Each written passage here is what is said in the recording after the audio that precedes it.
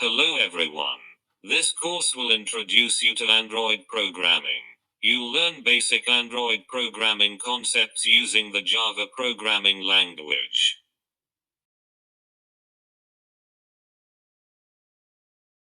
Firstly, we will walk through a short introduction on Android platform and its history. After that, you will learn about the main IDE that you will have to use in order to create, debug and publish an application. Activities and fragments are the core components of an Android application. They hold the view of an application. Finally, we will see the model view model design pattern. MVVM is one of the architectural patterns which enhances separation of concerns. It allows separating the user interface logic from the business, or the back-end logic. Its target, with other MVC patterns' goal, is to achieve the following principle: keeping UI code simple and free of app logic in order to make it easier to manage.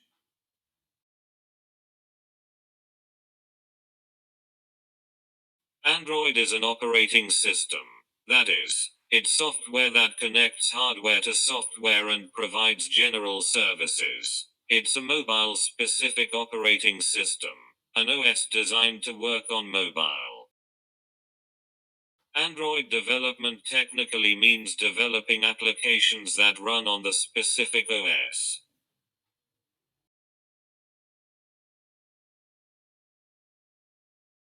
If you're going to develop systems for Android, it's good to have some familiarity with the platform and its history, if only to give you perspective on how and why the framework is designed the way it is. 2003. The platform was originally founded by a startup, Android Inc., which aimed to build a mobile OS operating system. 2005. Android was acquired by Google. 2007. A group of tech companies working together to develop open standards for mobile platforms. 2008. First Android devices released from HTC. 2010. First Nexus devices released, the Nexus One. 2014. Android Wear, a version of Android for wearable devices, is announced. 2016. Daydream, a virtual reality platform for Android, is announced.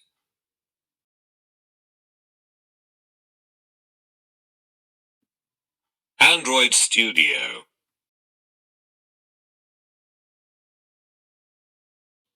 While Android applications can be developed using any programming environment, the official and best site for Android programming is Android Studio. To develop for the Android platform, you will also need to install the Android SDK. Other important tools are the ADB, which is a connection between your computer and the device, the emulator, which runs a virtual machine of an Android device. To create a new project, follow these steps showing in the following slides. Firstly, select a ready-to-use template or build from scratch.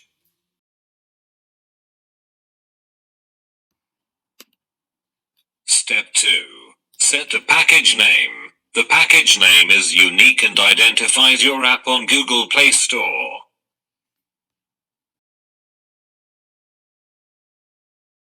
Step 3. Set the directory Android Studio will save your project.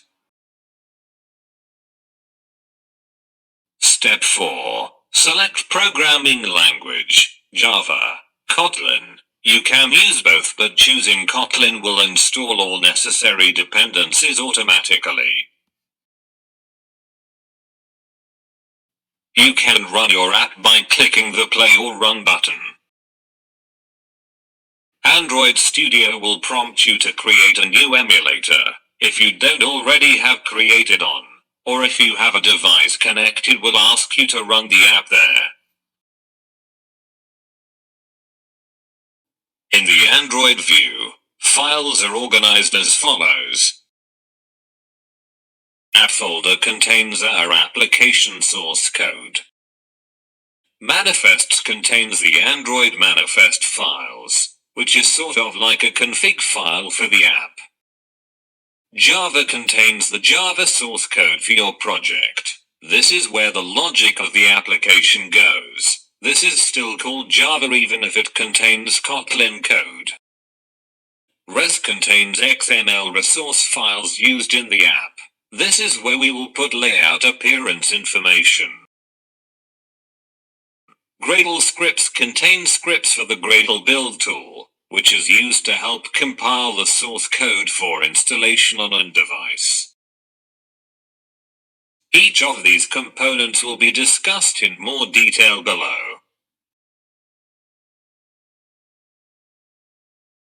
The res folder contains resource files.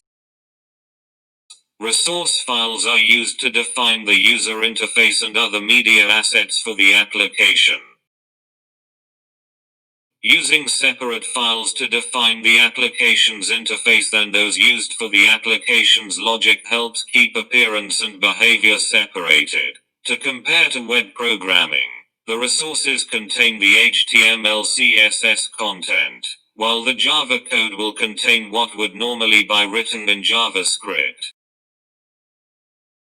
The most common resource you'll work out are the layout resources, which are XML files that specify the visual layout of the component, like the HTML for a web page. Activities and fragments.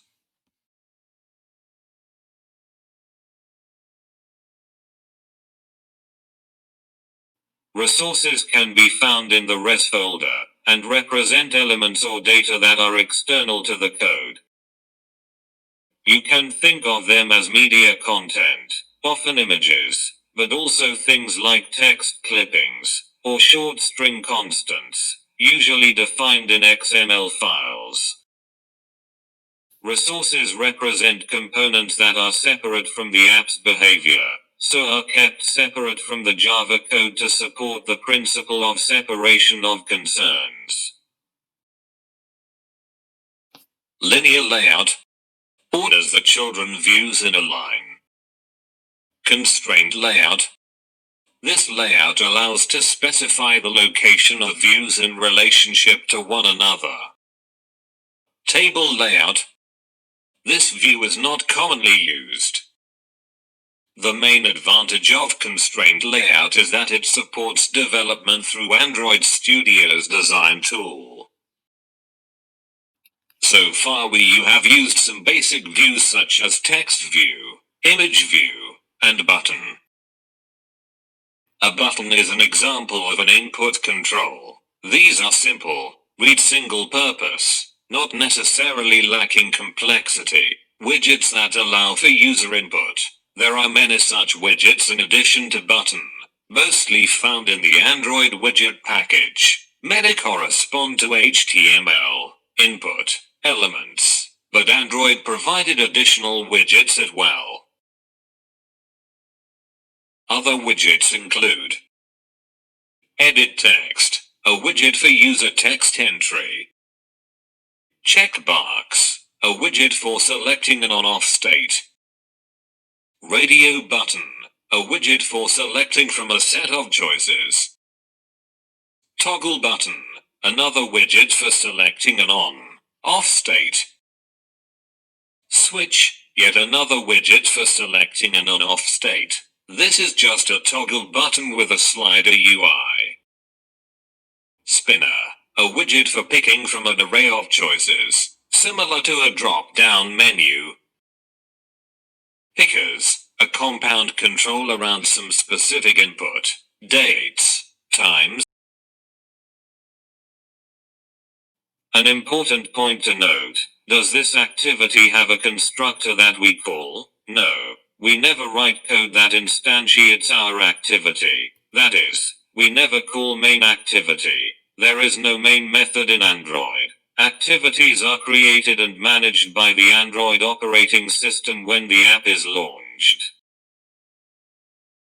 Although we never call a constructor or main method, activities do have a very well-defined life cycle. That is, a series of events that occur during usage. For example, when the activity is created, when it is stopped. When each of these events occur, Android executes a callback method, just like how you specified the onClick method to react to a button press. We can override these lifecycle callbacks in order to do special actions. Read, run our own code, when these events occur. What is the lifecycle? There are 7 events that occur in the activity lifecycle, which are designated by the callback function that they execute. OnCreate. Called when the activity is first created instantiated. This is where you initialize the UI, for example, specify which layout to use, and otherwise do the kinds of work that might go in a constructor. OnStart. Called just before the activity becomes visible to the user. The difference between OnStart and OnCreate is that OnStart can be called more than once. For example, if you leave the activity, thereby hiding it, and come back later to make it visible again. OnResume. Called just before user interaction starts, indicating that the activity is ready to be used. This is a little bit like when that activity has focus, while OnStart is called when the activity becomes visible. OnResume is called when it is ready for interaction. It is possible for an activity to be visible but not interactive, such as if there is a modal pop-up in front of it, partially hiding it. OnFocus would have been a better name for this callback. OnPause. Called when the system is about to start another activity, so this one is about to lose focus. This is the mirror of OnResume. When paused, the activity stays visible. This callback is usually used to quickly and temporarily store unsaved changes, like saving an email draft in memory, or stop animations or video playback. The activity may be being closed, and so is on its way out, but could just be losing focus. OnStop. Called when the activity is no longer visible. For example, another activity took over, but also possibly because the current activity has been destroyed. This callback is a mirror of OnStart. This callback is where you should persist any state information. For example, saving the user's document or game state. It is intended to do more complex saving work than OnPause. OnRestart. Called when the activity is coming back from a stopped state. This event allows you to run distinct code when the app is being restarted, rather than created for the first time. It is the least commonly used lifecycle callback. OnDestroy. Called when the activity is about to be closed. This can happen because the user ended the application, or, and this is important, because the OS is trying to save memory and so kills the activity on its own. The OnDestroy callback can do final app cleanup, but it is considered better practice to have such functionality in OnPause or OnStop, since they are more reliably executed. Activities are also destroyed and recreated when the device's configuration changes, such as if you rotate the phone. The first parameter is the context by which this intent will be delivered. For example, this. Note that we use the fully qualified this at main activity to indicate that we're not talking about the anonymous event handler class. second parameter to this constructor is the class we want to send the intent to. The class refers to the class variable defined in second activity, and the dark Java property gets the Java class reference that Android expects. This is metaprogramming. Effectively, it is the address on the envelope for the message we're sending. After having instantiated the intent, we can use that message to start an activity by calling the startActivity method, inherited from activity, and passing it the intent. This method will send the message to the operating system, which will deliver the intent to the appropriate activity, telling that activity to start as soon as it receives the message. With this interaction in place, we can now click a button to start a second activity, and see how that impacts our lifecycle callbacks, and we can use the back button to go backwards. The Android documentation notes that best practice is to include the full package name in bundle keys, so avoid any collisions or misreading of data, since intents can move outside of the application. There are also some predefined key values, constants, that you can and will use in the intent class. We can then get the extras from the intent in the activity that receives it.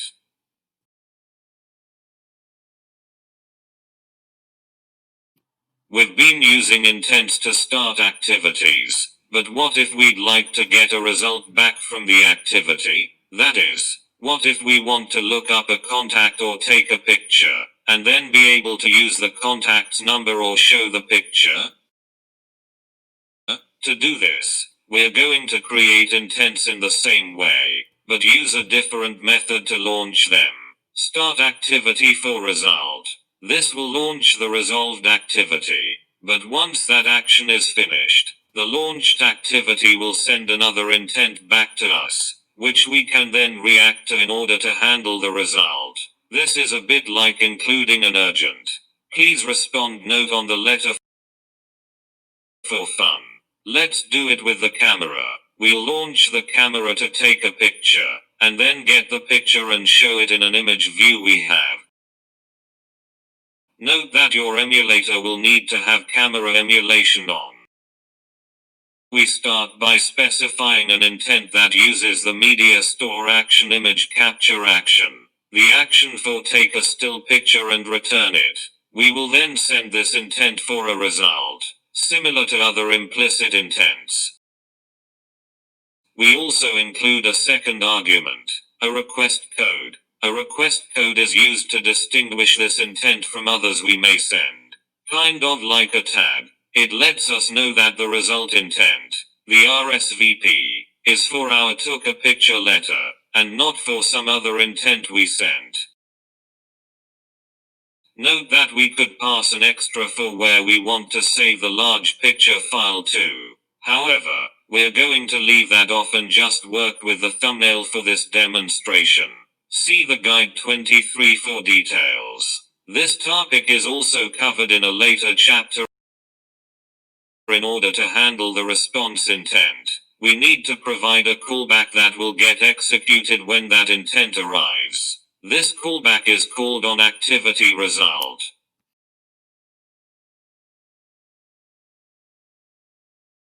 A dialog is a pop-up modal, a view which doesn't fill the screen, that either asks the user to make a decision or provide some additional information.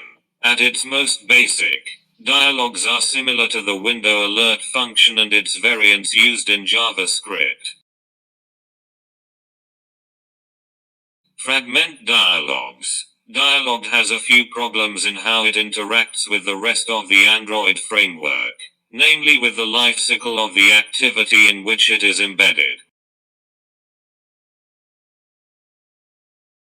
For example, if the device changes configurations, for example, is rotated from portrait to landscape, then the activity is destroyed and recreated. Its onCreate method will be called again. But if this happens while a dialog is being shown, then an Android View window leaked error will occur and the dialog is lost. To avoid these problems, we need to have a way of giving that dialog its own lifecycle which can interact with the activity's lifecycle, sort of like making it a modular piece of an activity. We need to make it a fragment. Specifically, we will use a subclass of fragment called dialog fragment, which is a fragment that displays as a modal dialog floating above the activity.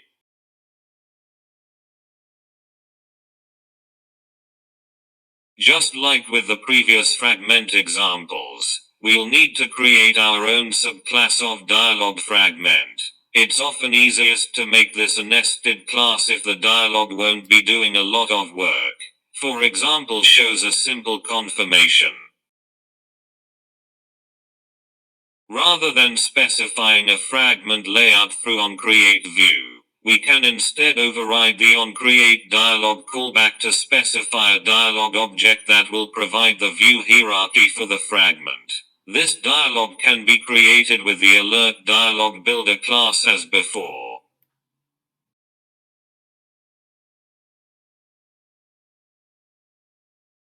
We don't actually instantiate an alert dialog directly. In fact, its constructors are protected so inaccessible to us. Instead, we use a helper factory class called an alert dialog builder. There are a number of steps to use a builder to create a dialog. 1. Instantiate a new builder for this particular dialog. The constructor takes in a context under which to create the dialog. Note that once the builder is initialized, you can create and recreate the same dialog with a single method call. That's the benefits of using a factory to call setter methods on the builder in order to specify the title, message, etc. for the dialog that will appear. This can be hard-coded text or a reference to an XML string resource, as a user-facing string. The later is more appropriate for published applications. Each setter method will return a reference to the builder, making it easy to chain them. 3. Use appropriate setter methods to specify callbacks via a dialog interface on Click Listener for individual buttons. Note that the positive button normally has the text OK, but this can be customized for. Finally, actually instantiate the alert dialog with the builder create method, using the show method to make the dialog appear on the screen.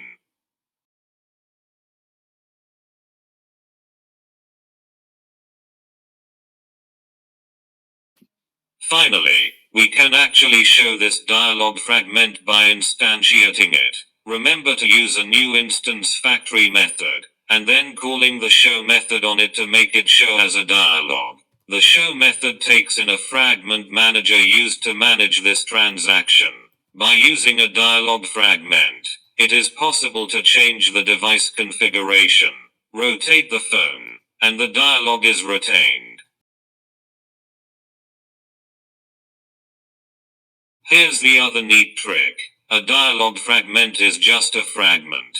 That means we can use it anywhere we normally used fragments, including embedding them into layouts. For example, if you made the details fragment subclass dialog fragment instead of fragment, it would be able to be used in the exact same as before. It's still a fragment, just with extra features, one of which is a show method that will show it as a dialog. Use set style, dialog fragment style no title, Android R style theme hollow like dialog, to make the fragment look a little more like a dialog.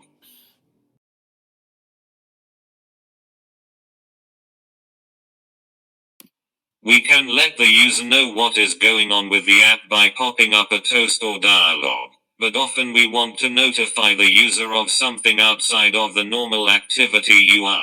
For example, when the app isn't running, or without getting in the way of other interactions. To do this, we can use notifications 30.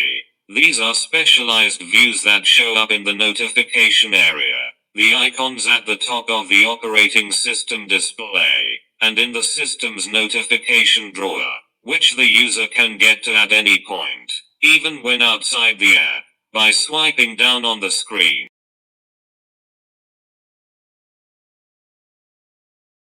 Android's documentation for UI components is overall quite thorough and usable. After all, Google wants to make sure that developers can build effective apps, thereby making the platform worthwhile. And because there are so many different UI elements and they change all the time, in order to do real-world Android development you need to be able to read, synthesize, and apply this documentation. As such, this lecture will demonstrate how to utilize that documentation and apply it to create notifications. We will follow through the documentation to add a feature that when we click on the notify button, a notification will appear that reports how many times we've clicked that button.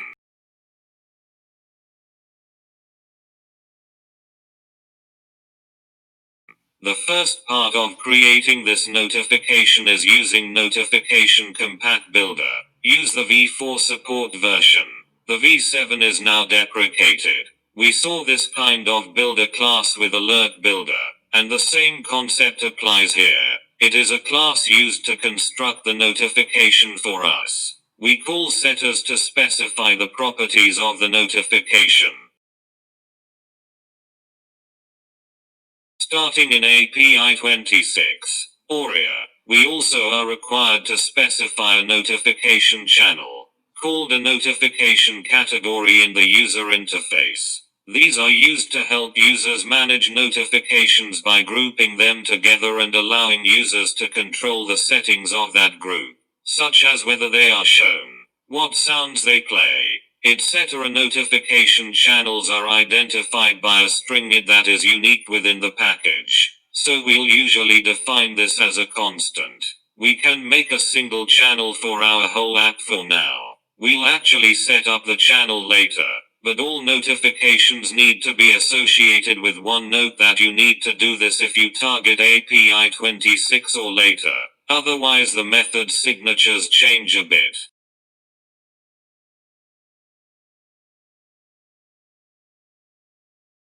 Going through those settings, I don't have a drawable resource to use for an icon, which makes me want to not include the icon specification. Looking up a bit you'll notice that notification icon is required, so we will need to make one. We can produce a new image asset for the notification icon. File, New, Image Asset, just as we did previously with launcher icons and material icons. Specify the type as notification, give it an appropriate name, and pick a clipart of your choosing.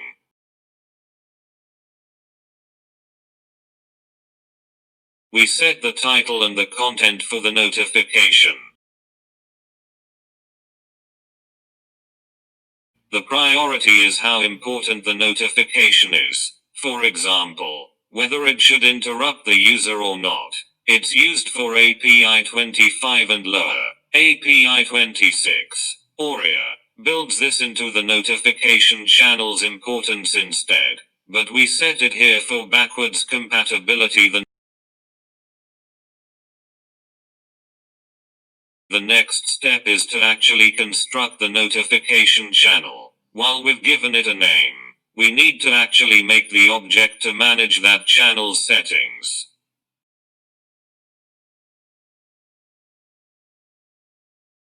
Shared preferences are one way that we can persist data in an application across application launches. That is, the data is stored on disk rather than just in memory, so will not be lost if the application is destroyed. Shared preferences store key-value pairs of primitives, strings, ints, similar to what we've been putting in bundles. This data will be stored across application sessions. If I save some data to the preferences and close the app, it will be there when I come back.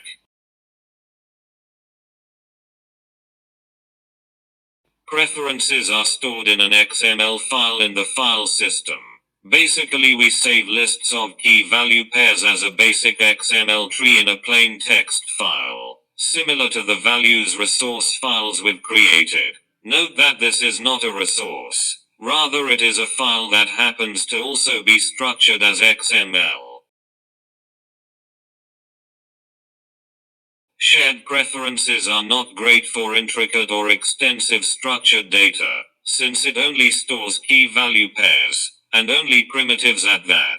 Use other options for more complex data persistence, such as putting the data into a database or using the file system.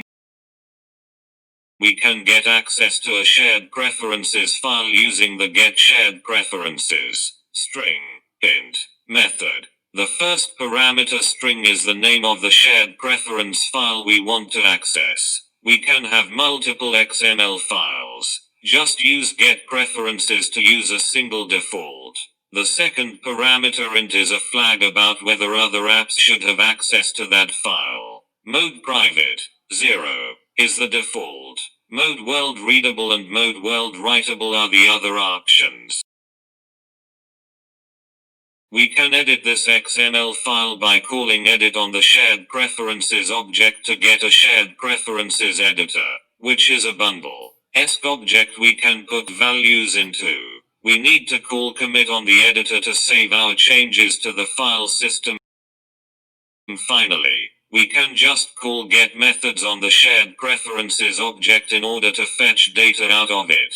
The second parameter of these methods is a default value for if a preference doesn't exist yet, making it easy to avoid null errors.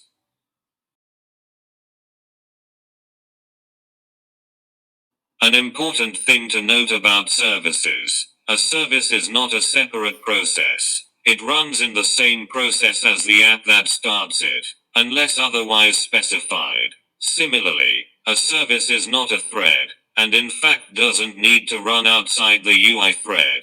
However, we quite often do want to run the service outside of the UI thread, and so often have it spawn and run a new runnable thread. When we say a service runs in the background, we mean from a user's perspective rather than necessarily on a background thread.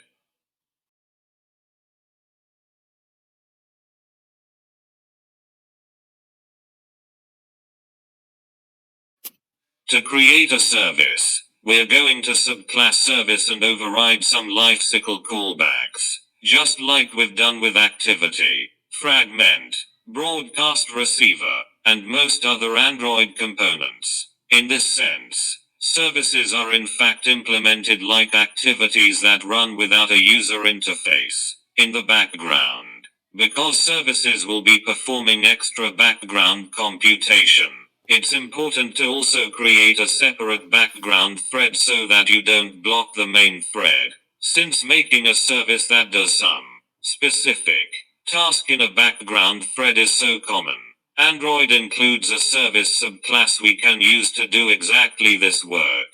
This class is called Intent Service, a service that responds to intents and does some work in response to them. An intent service does a similar job to async task, but with the advantage that it will keep doing that work even if the activity is destroyed. Intent service will listen to any incoming requests, intents, and queue them up, handling each one at a time. Once the service is out of tasks to do, the service will shut itself down to save memory, though it will restart if more intents are sent to it. Basically, it handles a lot of the setup and cleanup involved in using a service on its own. This lecture will start with intent service because it's simpler, and then move into the more generic, complex version of services.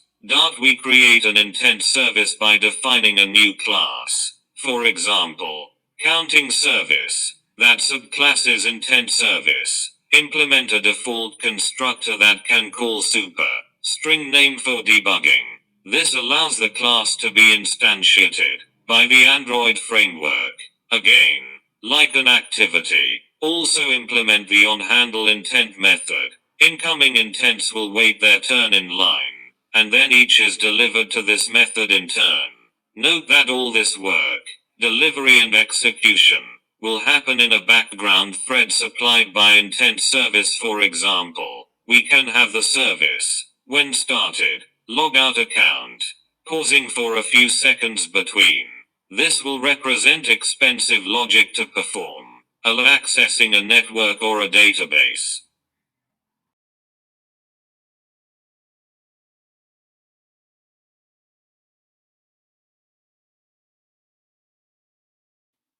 Just like with activities, services have an onCreate method that is called when the service is first created. Since services don't have a user interface to set up, so we don't often do a lot in here. One intent service already overrides this in order to set up a message queue so that it can queue up intents tasks to run one at a time. The most important callback for a started service is called onStart command. This method is called when the service is sent a command by another component via an intent. Importantly, onStart command is not only called when the service is started for the first time, but whenever the service receives an intent to start, even if the service was already running. These intents are those sent via start service 1. Note that when working with an intent service specifically, onStart command will queue any incoming intents. When it is the specific intent's turn to be run, that intent is automatically passed to the onHandleIntent method, which executes on a background thread, similar to a sync task do in background. This callback is not part of the normal service lifecycle, but is a special helper method used by intent service. Similar to how onCreate dialog is a special method used by dialog fragments. The onBind and onUnbind callbacks are used for bound services, and are discussed below. 1. Intent service does have a default onBind implementation that returns null. Finally, services have an onDestroy callback, which is again equivalent to the activity callback 1. In general, services have to be manually told to stop. We stop a service by using stop service intent to send that service a stop intent. The service can also stop itself by calling stop self too. Important. When told to stop, an intent service will finish up handling any intents that are currently running, but any other intents that are queued will be removed. Once there are no more queued intents, an intent service will call stop self, thereby causing the onDestroy callback to be executed.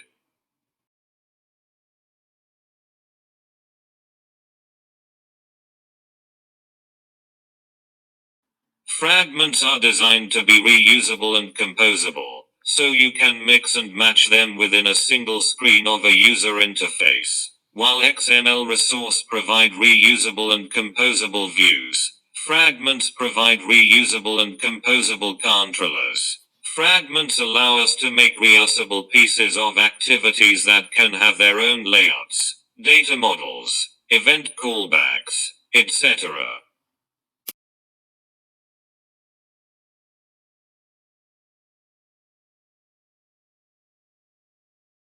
The fragment lifecycle is very similar to the activity lifecycle, with a couple of additional steps. OnAttach, called when the fragment is first associated with, added to, an activity, and thus gains a context. This callback is generally used for initializing communication between the fragment and its activity. This callback is mirrored by onDetach, for when the fragment is removed from an activity. onCreateView, called when the view, the user interface, is about to be drawn. This callback is used to establish any details dependent on the view, including adding event listeners, etc. Note that code initializing data models, or anything that needs to be persisted across configuration changes, should instead be done in the onCreate callback. onCreate is not called if the fragment is retained. See below. This callback is mirrored by onDestroyView, for when the fragment's UI view hierarchy is being removed from the screen. OnActivity created, called when the containing activities onCreate method has returned, and thus indicates that the activity is fully created. This is useful for retained fragments. This callback has no mirror.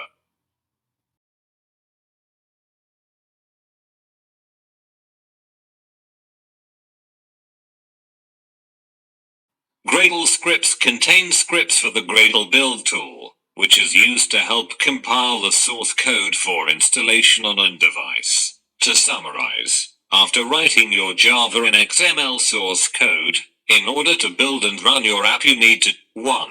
Generate Java source files. For example, R, from the XML resource files. 2. Compile the Java, or Kotlin, code into JVM bytecode. 3. Dex the JVM bytecode into Dalvik bytecode. 4.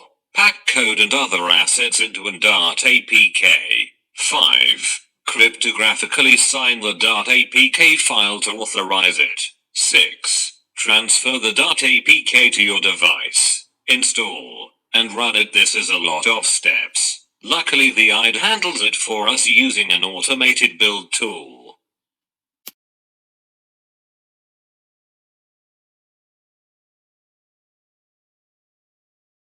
It is possible to customize the build script by modifying the Gradle script files, found in the Gradle scripts folder in the Android project view. The Gradle script found in app build Gradle is the most important. Use this one to customize your project, such as for adding dependencies or external libraries. Important file is also ProgLibRules Pro configuration file, which can be used for minimization, obfuscation, etc.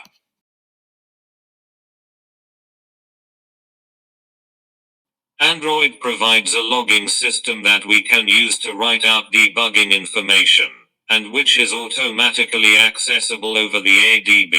Android Debugging Bridge. Logged messages can be filtered, categorized, sorted, etc. Logging can also be disabled in production builds for performance reasons, though it often isn't, because people make mistakes.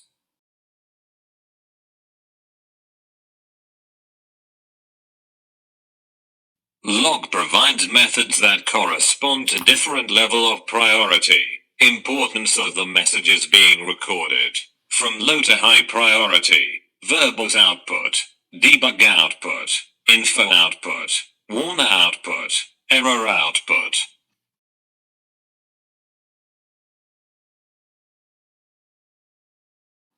The easiest way to check Logcut is to use Android Studio. The Logcut browser panel is usually found at the bottom of the screen after you launch an application. It tails the log, showing the latest output as it appears, which is hugely helpful. Note that if you don't limit the logs to the current debuggable running application, then we will see all the logs of the operating system mixed with the application's logs, making really difficult to debug the app.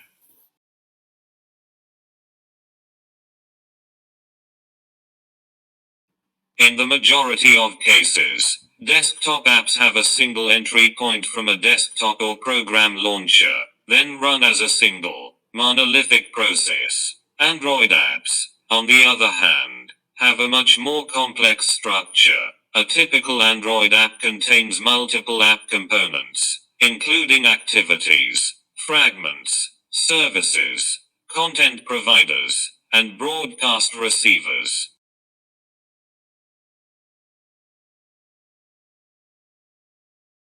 Another important principle is that you should drive your UI from a model, preferably a persistent model. Models are components that are responsible for handling the data for an app.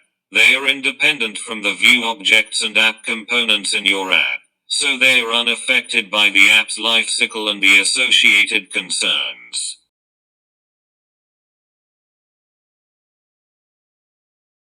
Persistence is ideal for the following reasons.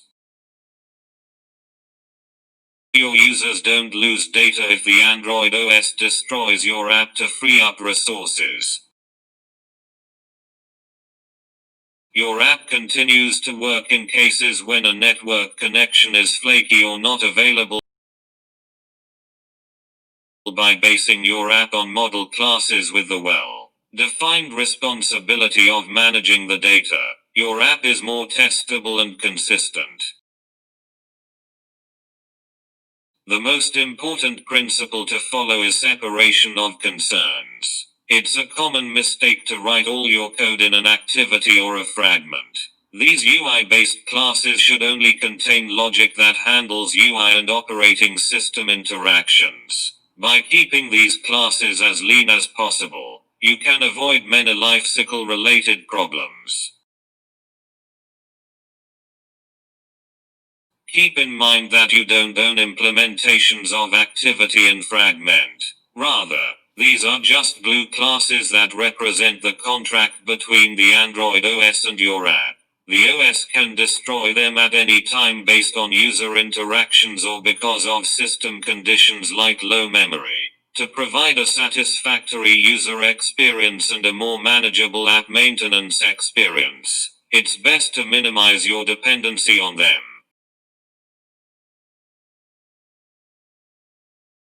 You declare most of these app components in your app manifest. The Android OS then uses this file to decide how to integrate your app into the device's overall user experience. Given that a properly written Android app contains multiple components and that users often interact with multiple apps in a short period of time, apps need to adapt to different kinds of user-driven workflows and tasks. For example, consider what happens when you share a photo in your favorite social networking app. 1. The app triggers a camera intent. The Android OS then launches a camera app to handle the request. At this point, the user has left the social networking app, but their experience is still seamless. 2. The camera app might trigger other intents, like launching the file chooser, which may launch yet another app. 3. Eventually, the user returns to the social networking app and shares the photo at any point during the process. The user could be interrupted by a phone call or notification. After acting upon this interruption, the user expects to be able to return to and resume this photo sharing process. This app hopping behavior is common on mobile devices, so your app must handle these flows correctly. Keep in mind that mobile devices are also resource constrained, so at any time, the operating system might kill some app processes to make room for new ones. Given the conditions of this environment, it's possible for your app components to be launched individually and out of order, and the operating system or user can destroy them at any time. Because these events aren't under your control, you shouldn't store any app data or state in your app components, and your app components shouldn't depend on each other.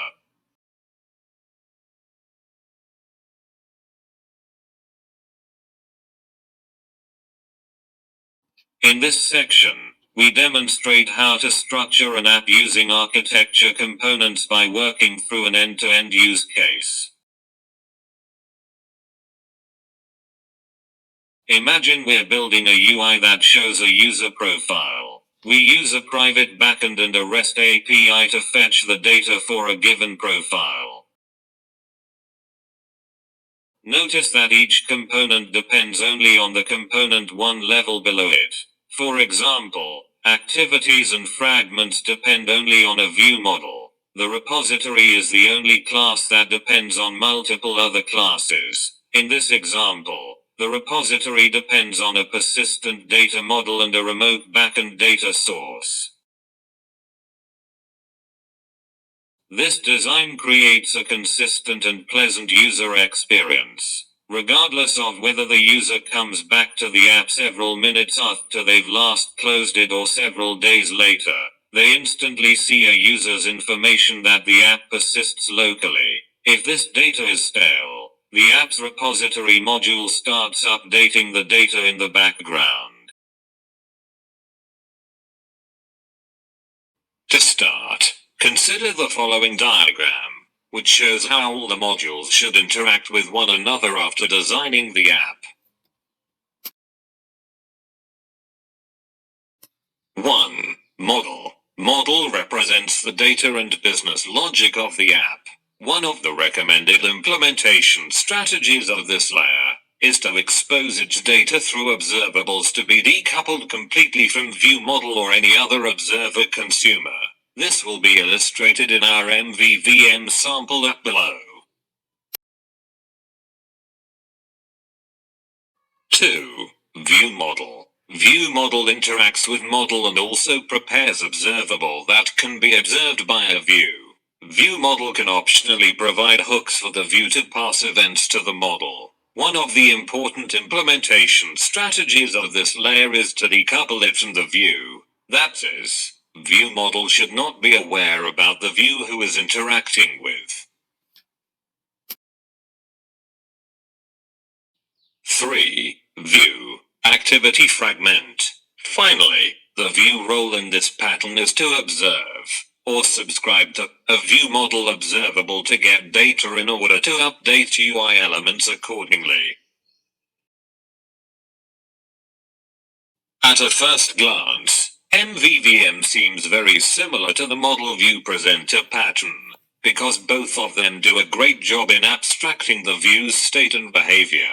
The presentation model abstracts a view independent from a specific user interface platform, whereas the MVVM pattern was created to simplify the event-driven programming of user interfaces.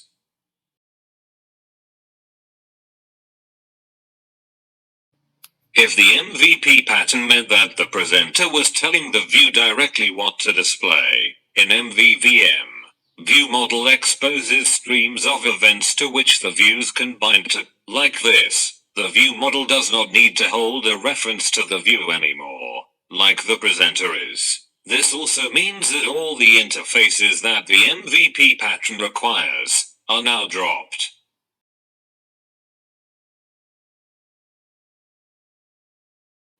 The views also notify the view model about different actions. Thus, the MVVM pattern supports two-way data binding between the view and view model, and there is a many-to-one relationship between view and view model. View has a reference to view model, but view model has no information about the view. The consumer of the data should know about the producer, but the producer, the view model, doesn't know and doesn't care who consumes the data. A quick look at this Android architecture pattern will instantly reveal what its favorite library is: RxJava. The event-driven part required by MVVM is done using RxJava's observables. Here's how we apply MVVM in an Android app, with the help of RxJava. Data model. The data model exposes data easily consumable through event streams, RxJava's observables. It composes data from multiple sources, like the network layer, database or shared preferences, and exposes easily consumable data to whomever needs it. The data models hold the entire business logic.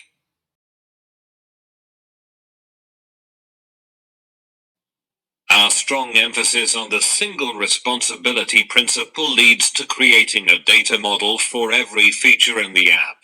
For example, we have an article data model that composes its output from the API service and database layer. This data model handles the business logic, ensuring that the latest news from the database is retrieved by applying an age filter.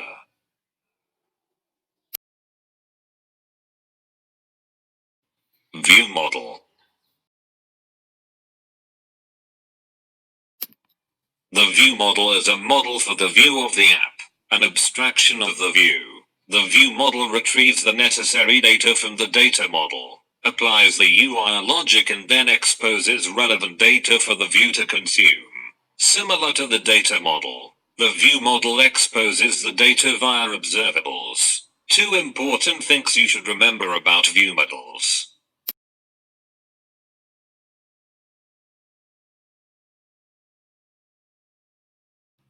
The view model should expose states for the view, rather than just events. For example, If we need to display the name and the email address of a user, rather than creating two streams for this, we created displayable user object that encapsulates the two fields. The stream will emit every time the display name or the email changes. This way, we ensure that our view always displays the current state of the user.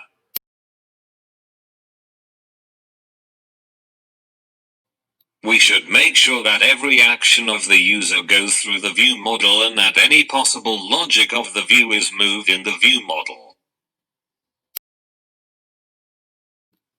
View. The view is the actual user interface in the app. It can be an activity, a fragment, or any custom Android view.